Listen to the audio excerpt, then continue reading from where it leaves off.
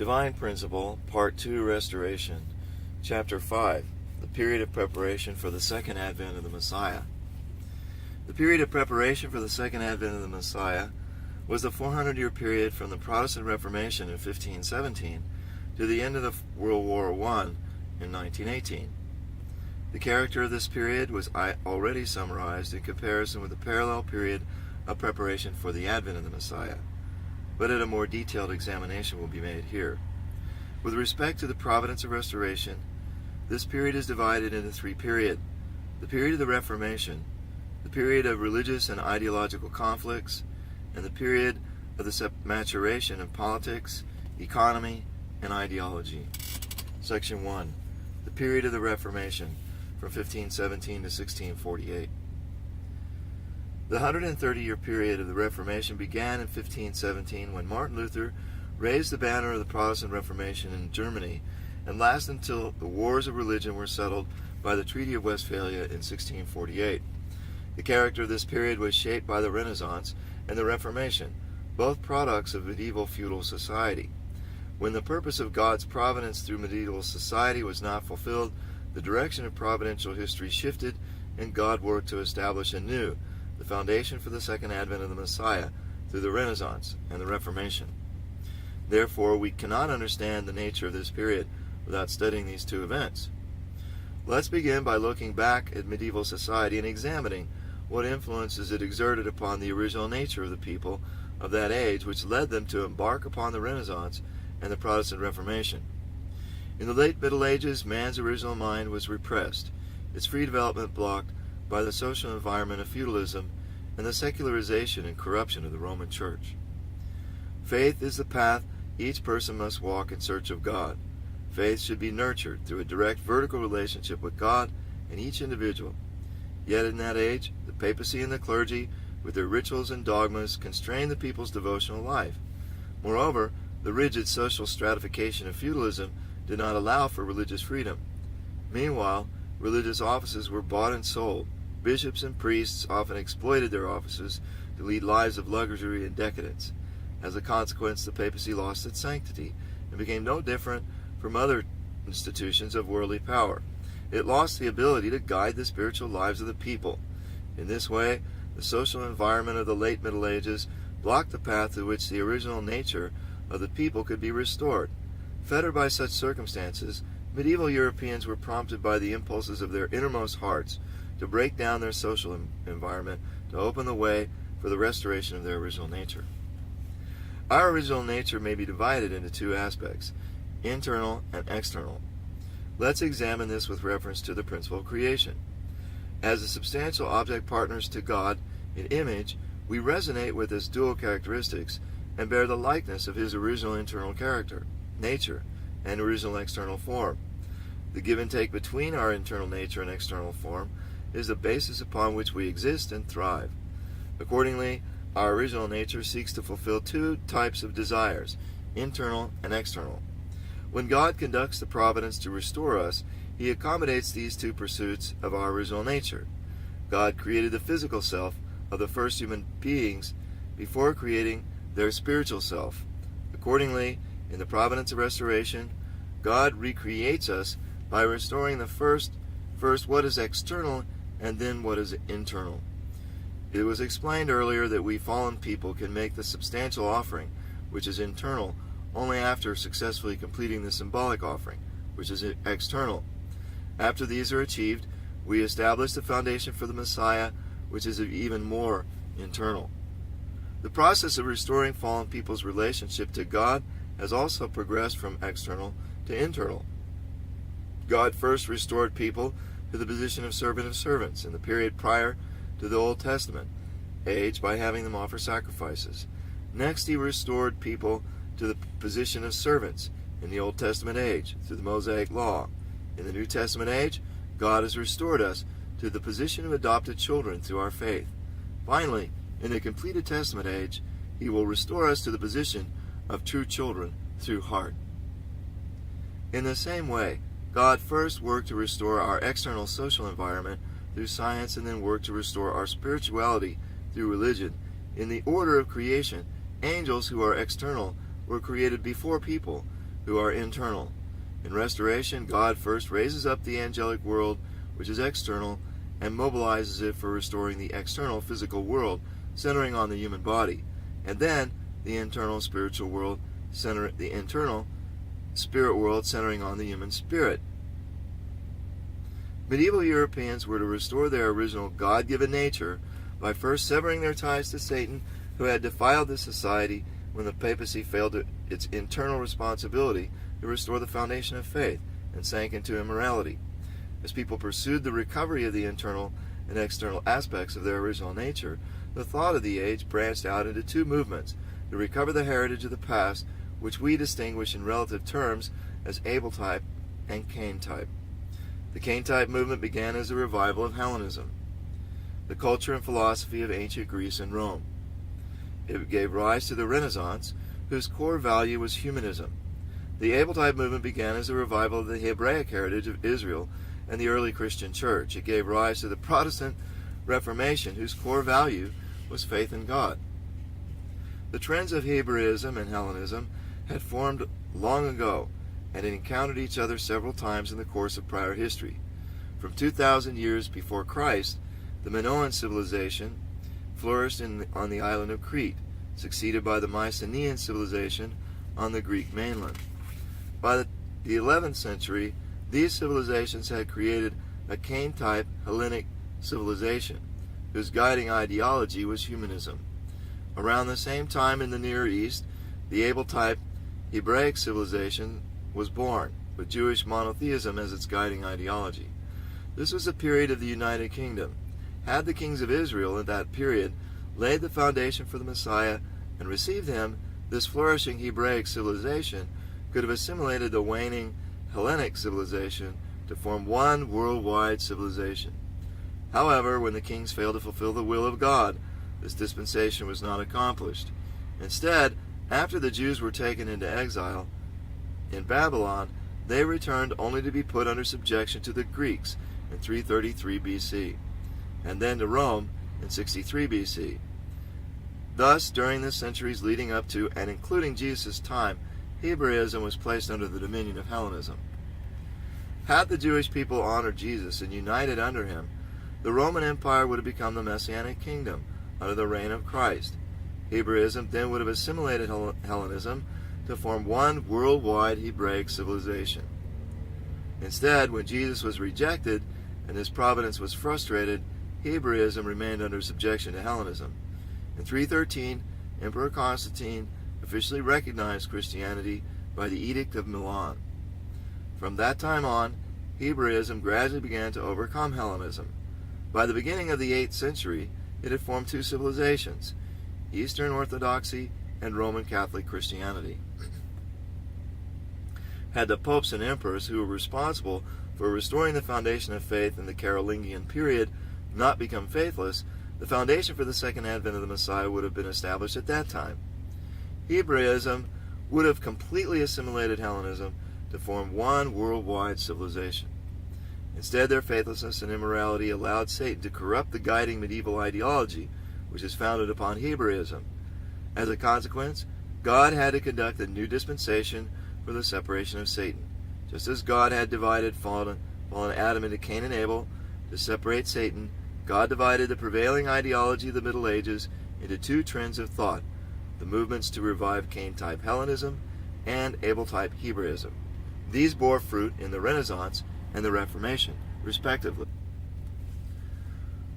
The Hellenic trend of thought, revived by the humanism of the Renaissance, soon took a dominant position over the Hebraic trend. This period was thus to restore through parallel indemnity conditions that phase in the period of preparation for the advent of the Messiah, when the Jewish people were under the dominion of the Greeks and Hebraism was under subjection to Hebrew Hellenism. We recall that only by Cain surrendering to Abel could Satan be separated from Adam, thereby laying the foundation of substance necessary for receiving the Messiah in Adam's family. Likewise, only by Cain-type Hellenism surrendering to Abel-type Hebraism could Satan be separated from the prevailing spirit of the age. Then the foundation of substance necessary for receiving Christ at the second advent could be established worldwide. The Renaissance. It was explained above that the Renaissance grew out of the external pursuits of the original nature. What values were the medieval people pursuing? Why and how did they pursue these values? According to the principle of creation, we're created to attain perfection by fulfilling our given responsibility of our own free will, without God's direct assistance. We're then to attain oneness with God and acquire true autonomy. Therefore, it's the calling of our original nature to pursue freedom and autonomy. A person of perfect character understands the will of God and puts it into practice through his own insight and reason, without the need to rely on revelations from God.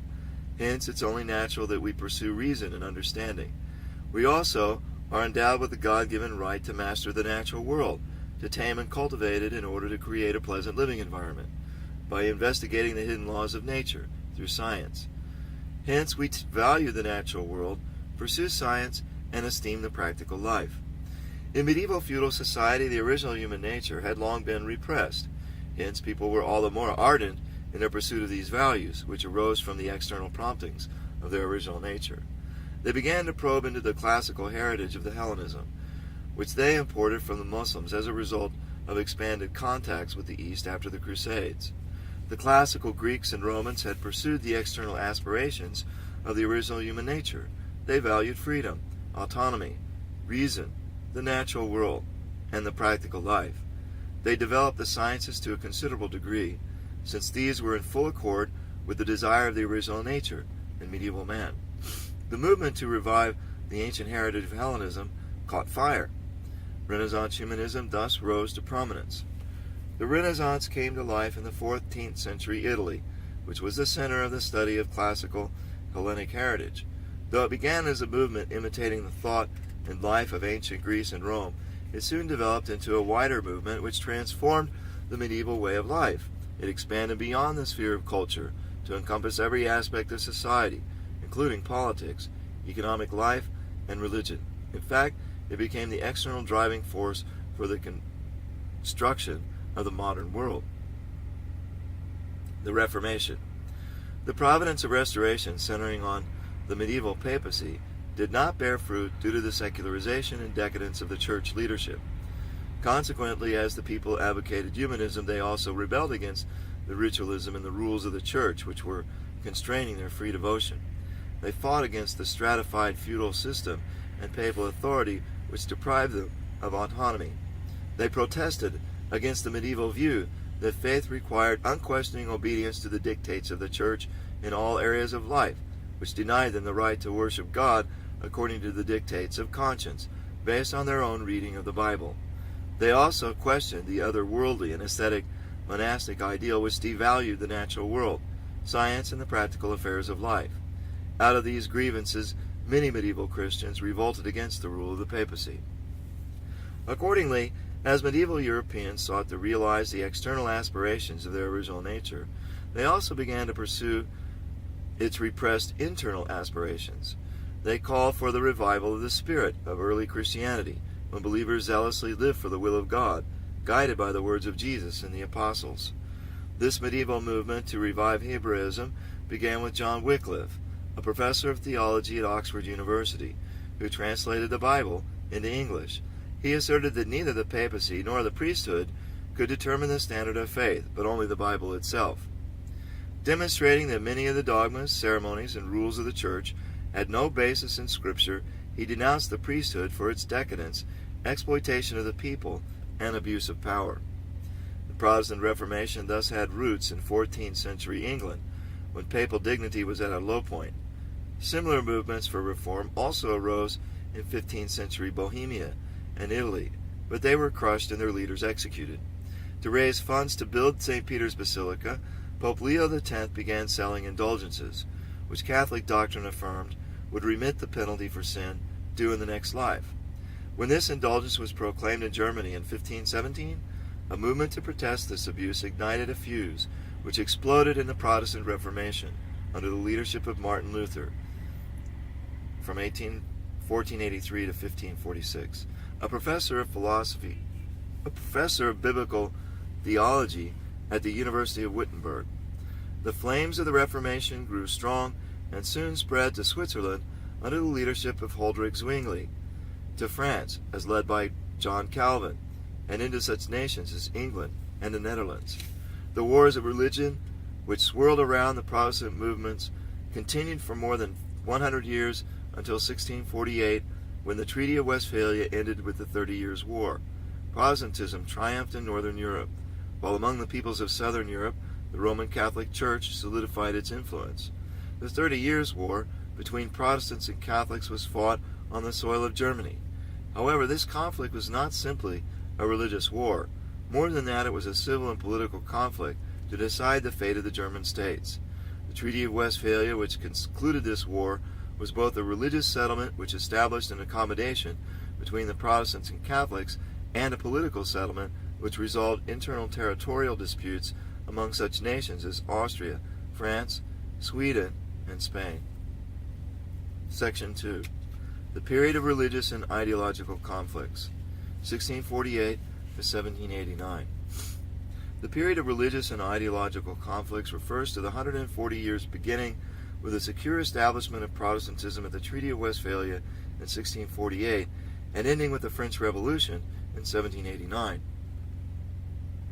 As modern people continue to pursue the internal and external desires flowing from their original nature, they cannot avoid divisions in theology and disputes among philosophies which arose as they exercised freedom of faith and thought.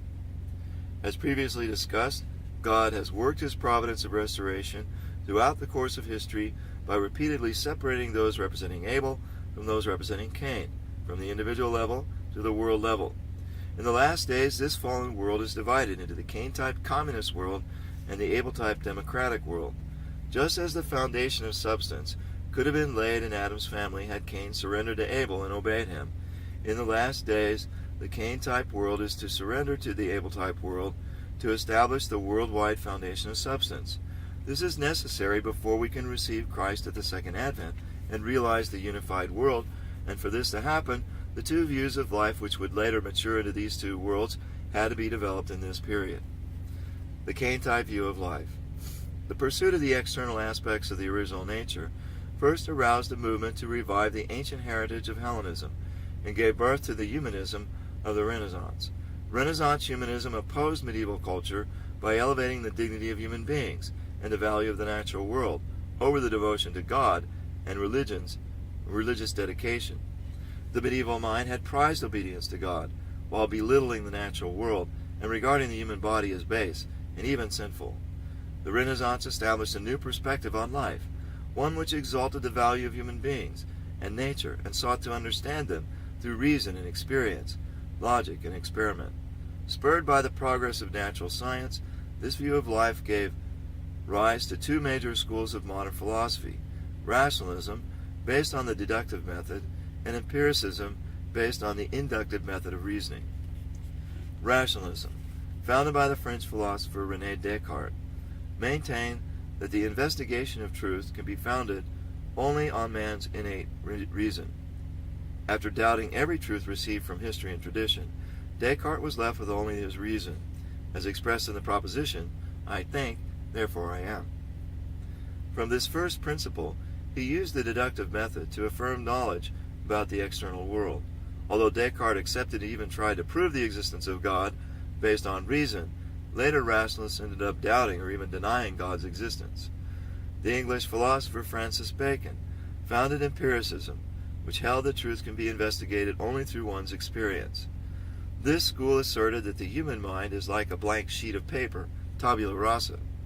It held that to attain new knowledge, one must erase all prejudices and try to comprehend the truth through experience and observation of the external world.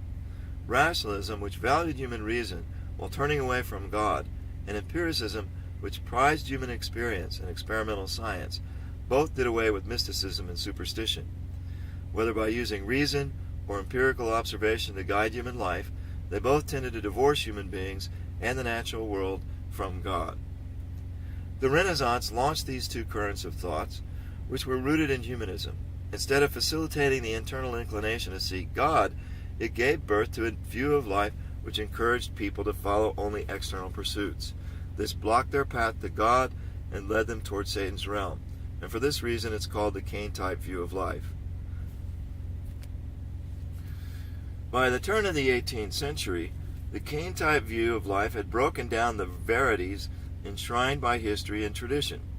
All matters in human life came to be judged by reason, or empirical observation. Anything deemed irrational or otherworldly, including belief in the God of the Bible, was thoroughly discredited. People's energies were narrowly directed toward the practical life. Such was the ideology of enlightenment, which developed out of the two trends of empiricism and rationalism. The Enlightenment was the driving force behind the French Revolution. Representative of this Kane-type view of life was deism, founded by the English philosopher Edward Herbert. Deism propounded a theology rooted entirely in human reason. Deists rejected the notion that there could be any harmony between revelation and reason, a traditional view held since the time of Thomas Aquinas. They limited God to a creator who set the universe in motion and left it to run of its own accord, according to the laws of nature, which he had set up. They denied that people had any need of divine revelation or miracle. In the beginning of the 19th century, the German philosopher George W.F. Hegel made a comprehensive synthesis of 18th century idealism.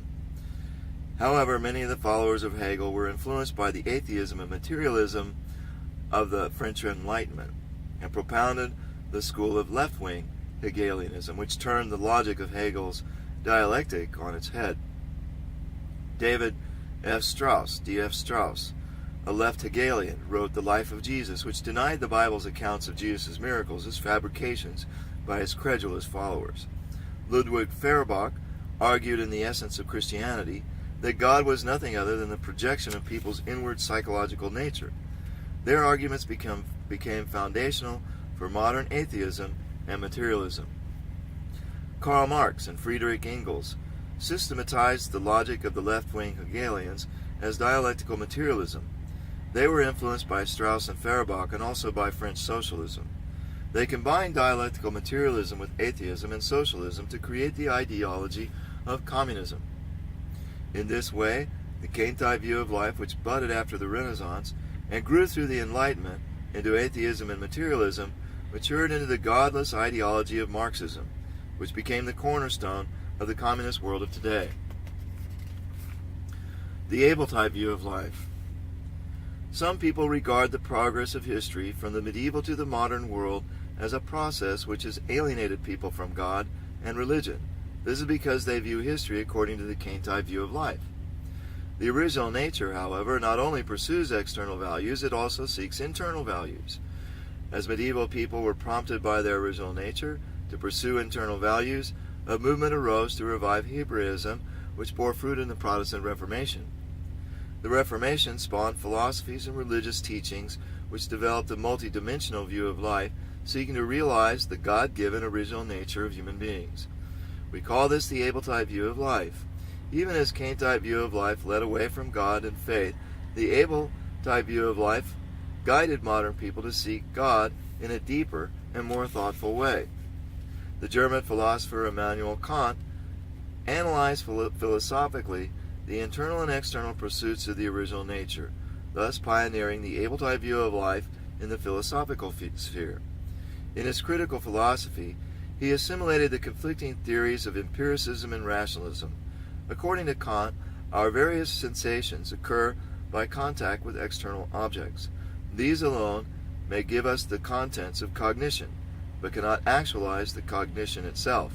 To have full cognition, one must possess certain forms of intuition and thought, which are a priori and transcendental, with which to unify the various contents, which are posteriori and experiential, through a synthetic judgment. These forms of intuition and thought are the very subjectivity of the self. Therefore, cognition is actualized when the various sensations coming from external objects are integrated and unified with one's subjective forms by the spontaneous action of thinking and understanding. Thus, Kant overturned empiricism, which held that cognition is determined by external objects, and established a new theory that cognition is governed by the subjective mind. Kant's philosophy was succeeded by a number of idealist philosophers, Johann Fichte, Friedrich Schelling, and Hegel. Hegel in particular pioneered a new philosophy based on the Hegelian dialectic. Their idealism solidified the able-type view of life in the field of philosophy. In the religious sphere, new movements emerged which opposed the prevailing influence of rationalism in religion and stressed the importance of religious zeal and the inner life. They valued mystical experience over doctrines and rituals. For example, Pietism appeared in Germany under the leadership of Philip Spener. This movement had a strong conservative bent and adhered to the traditional faith, while simultaneously emphasizing mystical experience. Pietism spread to England and flourished among the faithful there, giving rise to a new church movement, including Methodism, founded by the Wesley brothers, John and Charles. Their work brought about a great revival in England, which had been in a state of spiritual stagnation. George Fox, the English mystic who founded the Quakers, asserted that Christ is the inner light, which illuminates the souls of believers. He insisted that unless one first receives the Holy Spirit, joins in mystical union with Jesus, and experiences Christ's inner light, he cannot understand the true meaning of the Bible. The Quakers endured severe persecution in England, but eventually prospered in America. Emanuel Swedenborg was a renowned scientist whose spiritual senses were awakened. He began a systematic investigation of the spirit world and discovered many of its secrets. Although his research was long ignored by theologians, recently an increasing number of people have communicated with the spirit world. Its value is gradually being recognized. In these diverse ways, the able-type view of life was maturing to form the democratic world of today.